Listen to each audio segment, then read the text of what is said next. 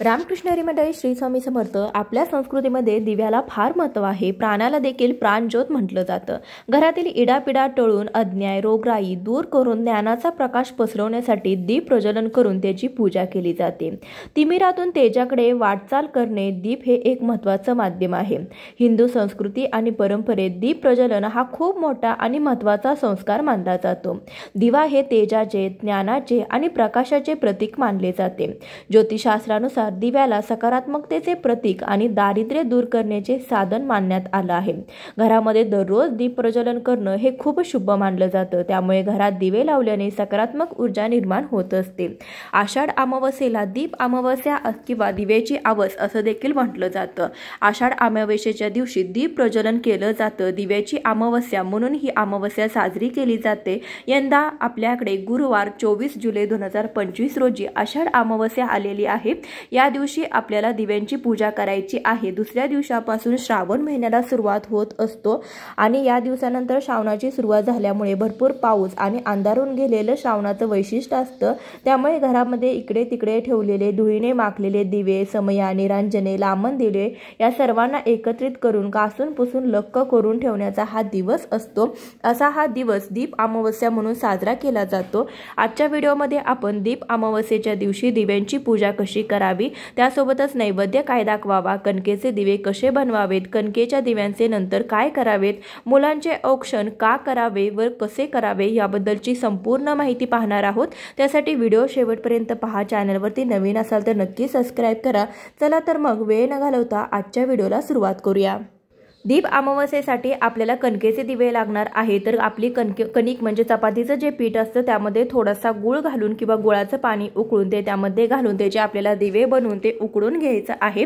त्यानंतर आपल्याला अक्षता लागणार आहे. गणपती बाप्पांची मूर्ती किंवा सुपारी तुम्ही घेऊ शकता. त्यानंतर ज्वारीच्या लाह्या किंवा साळीच्या लाह्या नैवेद्य म्हणून घ्यायचं आहे. पंचामृत पाणी, हळदी कुंकू घ्यायचं आहे. एक विडा आपल्याला लागणार आहे. 2 विड्याची पाणी आणि त्यानंतर विड्याचं साहित्य त्यावरती घेतलेलं आहे. काही फुले आपल्याला घ्यायचे आहे. तुम्ही विड्याचं पान दिव्याला आसन म्हणून घेऊ शकता किंवा फक्त अक्षता टाकून तुम्ही दिवा ठेवला तरी सुद्धा चालेल. आपल्या घरामध्ये जे काही समया दिवे जे असतील तर ते छोटे मोठे सर्व दिवे आपल्याला स्वच्छ घासून पुसून लक्क करायचे आहेत आणि ते दिवे देखील आपल्याला घ्यायचे आहेत. आपण या दिवशी सकाळी लवकर उठायचं आहे, स्नान करायचं आहे, आपली नित्याची देवपूजा करायची आहे आणि ही जी पूजा मांडणी आहे तर ती आपल्याला सायंकाळी दिवे लागणीलाच करायची आहे. त्यासाठी ज्या ठिकाणी पूजा मांडणार आहे ती जागा स्वच्छ करून त्यावरती स्वस्तिक काढून घ्यायचं. रांगोळीने स्वस्तिक काढल्यानंतर त्यावरती हळदी कुंकू अक्षता वाहून आपण भूमिपूजन करून घ्यायचं. नमस्कार करायचा. त्यावरती पाट किंवा चौरंग मांडायचा. त्यावरती लाल वस्त्र अंथरायचं आहे आणि सर्वात आधी आपण गणपती बाप्पांची पूजा करणार आहोत. त्यासाठी गणपती बाप्पांच्या मूर्तीवरती पहिल्यांदा पाण्याने, परत पंचामृताने, पुन्हा पाण्याने आपल्याला स्नान घालून घ्यायचं आहे. ओम गण गणपते नमः किंवा वक्रतुंड महाकाय सूर्यकोटी समप्रभ निर्विघ्नं कुर्मे देवे सर्व कार्येषु सर्वदा या मंत्राचा जप करायचा आहे. त्यानंतर गणपती बाप्पांची मूर्ती स्वच्छ करून घ्यायची. 2 विड्याच्या पानावरती आपल्याला थोड्याशा अक्षता वाहून त्यावरती हळदी कुंकू वाहून गणपती बाप्पांची मूर्ती स्थापित करायची. गणपती बाप्पांना हळदी कुंकू अक्षता फूल वाहून घ्यायचं. तुम्ही दुर्वा आणि गुळ खोबऱ्याचा नैवेद्य देखील दाखवू शकता. त्यानंतर आपले जे काही दिवे आहे तर ते दिवे आपण जे आहे तर ते स्थापित करूया. त्यासाठी विड्याचे एक पान ठेवलेलं आहे आणि त्यावरती आपण अक्षता वाहून घेतलेले आहेत. त्यावरती हळदी कुंकू वाहिलेलं आहे. तुम्ही असं विड्याचं पान ठेवू शकता किंवा पिंपळाचं पान देखील ठेवू शकता किंवा एखाद्या झाडाचं ठेवलं तरी देखील चालेल. कारण की त्यामुळे काय होतं, त्यामुळे आपलं कापड किंवा इतर साहित्य देखील खराब होत नाही. कधी कधी दिवे गळतात किंवा त्यातलं तेल सांडलं जातं. तर अशा प्रकारे तुम्ही त्याखाली पान ठेवा म्हणजे आपलं जे कापड आहे ते देखील खराब होत नाही. किंवा तुम्ही थोड्याशा अक्षतांचं आसन ठेवून त्यावरती ठेवला तरी देखील चालेल. यानंतर इथे मी सर्व दिव्यामध्ये वाती घालून घेतलेल्या आहेत. तर त्यानंतर आपण जे दिवे आहेत तर त्यांना मी ओली हळद करून लावलेली आहे. तुम्ही हवं तर तशीच तुमची जी हळद आहे तर ती लावू शकता. त्यावरती आपण कुंकू देखील लावून घ्यायचं आहे.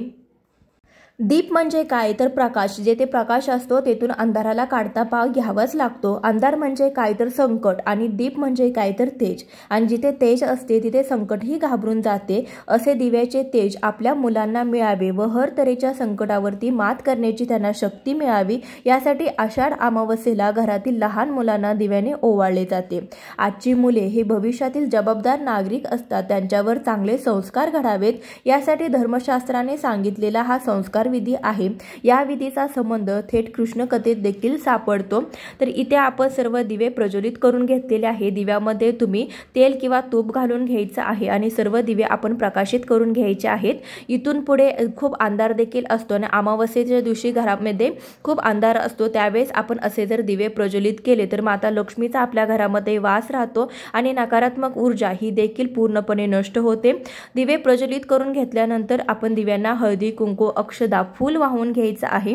आजच्या दिवसापासूनच पत्री वाहिली जाते बघा। आजच्या दिवसापासूनच सगळीकडे हिरवळ झालेली असते। जी हराळी असेल आघाडा असेल ही पत्री यावेळेस आपल्याला सहज उपलब्ध होते। तर त्यामुळे या दिवशी आपल्या ज्या समय आहे तर त्यांना आघाडा आणि हराळी देखील वाहिली जाते। तुमच्याकडे उपलब्ध असेल तर तुम्ही नक्कीच हराळी आणि आघाडा वाहा। त्यानंतर आपण एक विडा ठेवणार आहोत। 2 विड्याची पाने घेतलेली आहे, त्यावरती थोड्याशा अक्षता ठेवून त्यावरती खारी खोबरं हळकुंड सुपारी आणि 1 रुपयाचं नाणं आपण हा विडा माता लक्ष्मीला स्वरूप आपण हा विडा अर्पण केलेला आहे। विडा आपण अमावस्येच्या दिवशी पूजेमध्ये मांडलेला आहे, त्यामुळे माता लक्ष्मी आपल्या घरामध्ये प्रसन्न राहते व तिचा वास आपल्या घरामध्ये अखंड राहतो। त्यासाठी एक विडा आपल्याला आवर्जून अर्पण करायचा आहे। हा विडा आहे तर तो पुन्हा तुम्ही दुसऱ्या एखाद्या पूजेमध्ये वापरू शकता। यानंतर नैवेद्य म्हणून गोड कणकेचे दिवेच आपल्याला दाखवायचे आहे। तर जे दिवे आपण बनवलेले होते त्यामध्ये फुलवाती आणि तूप घालून घेतलेलं आहे। त्यानंतर या दिवशी ज्वारीच्या किंवा साळीच्या लाह्या नैवेद्य म्हणून दाखवल्या जातात। तिथे मी भरीव पाण्याचं चौकोनी मंडळ केलेलं आहे, त्यावरती नैवेद्य ठेवलेला आहे आणि 3 वेळा पाणी फिरवलेलं आहे। नैवेद्यम समर्पयामी असं 3 वेळा बोलून आपल्याला पाणी फिरवून घ्यायचं आहे। अशा प्रकारे नैवेद्य दाखवून द्यायचा आहे। त्यानंतर आपण जे कणकेचे दिवे होते ते प्रज्वलित करून घ्यायचे आहेत। प्रज्वलित केल्यानंतर त्याला हळदी कुंकू देखील वाहून घ्यायचं आहे, अक्षदा फूल वाहून घ्यायचं आहे। अशा प्रकारे आपण कणकीचे दिवे प्रज्वलित करायचे। त्यानंतर या कणकीच्या दिव्यांनी आपल्याला आपण जे दिवे प्रज्वलित केलेले आहे, ज्या दिव्यांची पूजा केलेली आहे त्या सर्व दिव्यांना ओवाळून घ्यायचं आणि त्यानंतर आपल्या देवघरातील देवांना देखील या कणकेच्या दिव्याने ओवाळून घ्यायचं आणि त्यानंतर ह्या दिव्यांनी आपण आपल्या घरातील लहान मुलांना ओवाळून घ्यायचं आहे। लहान मुलांना ओवाळून घेतल्यानंतर हे दिवे आपण आपल्या देवघरासमोर तसेच ठेवायचे आहेत आणि ह्यातले जर दिव्यामधलं तूप संपल्यानंतर हे दिवे जेव्हा शांत होतात त्यानंतर ते दिवे जे आहे तर ते घरातील सर्व लोकांनी प्रसाद स्वरूप ग्रहण करायचे आहेत। त्यामध्ये आपण गुळ टाकून हे दिवे बनवलेले होते, त्यामुळे ते खाण्यास देखील खूप छान लागतात आणि तूप घातल्यामुळे त्याला खूप चांगली चव देखील येते। त्यासाठी तुम्ही हे दिवे घरामध्ये खायचे आहेत। तुमच्या घरामध्ये हे जर दिवे खात नसतील तर एखादा दिवा तुम्ही घरामध्ये खाऊन उरलेले दिवे जे आहे तर ते तुम्ही गायीला खायला घालू देखील शकता। यानंतर घरातील सर्व लोकांनी दिव्याची प्रार्थना करायची आहे। हे दीपदेवा तू सूर्यरूप व अग्निरूप आहेस, तेजामध्ये उत्तम तेज आहेस। माझ्या पूजेचा स्वीकार कर व माझ्या सर्व इच्छा पूर्ण कर। दीपपूजा महालक्ष्मीला अत्यंत प्रिय आहे, यामुळे पूर्ण वर्षभर दीपपूजेची फलश्रुती प्राप्त होते असं मानलं जातं। प्रत्येक कुटुंबियांना सुख शांती समृद्धी समाधान लाभ मिळावा यासाठी आपल्याला अमावस्येच्या तिथीला हे दीपपूजन अवश्य करायचं आहे। या विधीचा संबंध थेट कृष्ण कथेमध्ये आढळतो। यमुनेच्या तीरावर दररोज गायी गुरे मृत्युमुखी पडत होती, तेव्हा यमुनेत लपून बसलेला कालिया नाग हे कृत्य करत असल्याचे बाळकृष्णाला कळाले आणि त्याने यमुनेमध्ये उडी टाकून कालिया मर्दन केले। त्याच्यावर स्वार होऊन त्याला वश करून बासरी वादन करत गोकुळवासियांना भयमुक्त केले। म्हणून यशोदे सकट सर्व सुवासिनींनी गोपाळकृष्णाची दिव्यांनी आरती ओवाळली आणि त्याच्यासारखे तेज धैर्य शौर्य आमच्या मुलांनाही मिळू दे अशी प्रार्थना केली। तेव्हापासून ही जी प्रथा आहे तर ती सुरू झाली। हा प्रसंग आषाढ अमावस्येला घडल्याने त्या दिवशी दिव्यांनी आसमंत उजळून निघाल्याने त्या रात्रीला दिव्याची आवस म्हणून ओळख मिळाली। यासाठी श्रावणामध्ये ज्योतीच्या पूजेच्या प्रतिमेत देखील गोपाळकृष्णाची मूर्ती तुम्हाला पाहायला मिळेल असे या दीपपूजनाचं महत्त्व आहे। आजच्या व्हिडिओमध्ये आपण दीपपूजनाची संपूर्ण माहिती पाहण्याचा प्रयत्न केलेला आहे। व्हिडिओ आवडला असेल तर जास्तीत जास्त लोकांपर्यंत नक्की शेअर करा। चॅनलवरती नवीन असेल तर सबस्क्राइब करा। असेच माहितीपूर्ण व्हिडिओज पाहण्यासाठी आणि श्रावणातील अत्यंत महत्त्वाच्या पूजाविधी पाहण्यासाठी लगेच आपल्या चॅनलला सबस्क्राइब करा। भेटूया अशाच एखाद्या व्हिडिओसोबत, तोपर्यंत श्री स्वामी समर्थ। जय जय स्वामी समर्थ।